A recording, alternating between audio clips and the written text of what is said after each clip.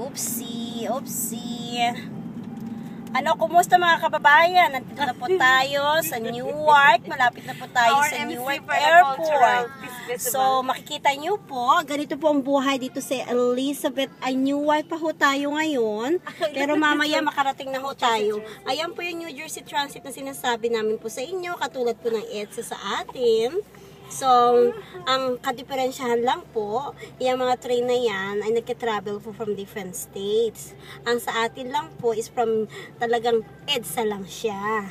Pero anyway, ito po ang ating mga kabuhayan sa Amerika, ang ating mga kapwa Pilipino, Pinoy man o Pinoy, at sa iba't iba pang mga baklitat at mga tomboy at mga ano pa, kung sino pang mga nandiyan. Anyway, nasa South 21 na po tayo. Ito po yung daan papuntang Newark Airport at Elizabeth po. So, anyway, hindi na ako mag-anyway. Dapat Tagalog lang, di po ba? So, tangkilikin po ang ating sariling lengguwahe. So, ito na po ang Newark Airport na tinatahak namin patungo sa airport ito. At ito makikita nyo ang daan. Maganda naman po ang daan dito, hindi hulubak-lubak. Yan lang ang wala sa Pilipinas. Straight. Pero pag may lubak-lubak dito, kaagad may kakaroon ng problema. So makikita nyo na po, papakita ko na sa inyo ang Newark Airport. So, ito na po siya. So, ayan na po ha. Huwag ko kayo mag-alala. Route 19 South po yan, Newark Airport, and going to Elizabeth po siya.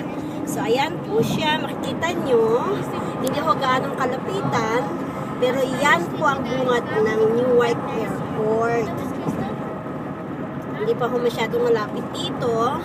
Kasi nag-drive lang ho si Cathy. Siya ho ang mayara ng sakyan na aming. Uy, naku, lubak na po yun.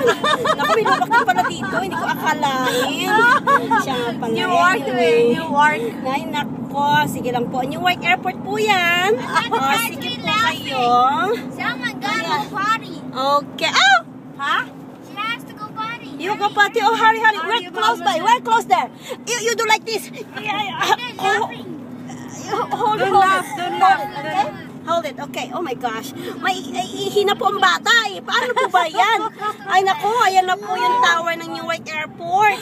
Sige po ihinto ko na po muna ito kasi tumatawa si Cathy. Ayan siya. Wala nang ginawa ko dito, mawa naman itong driver namin. Ano ba yan? Ngiti ka naman dyan. Ihinto mo na yung ngiti mo. Okay, nako. Sige.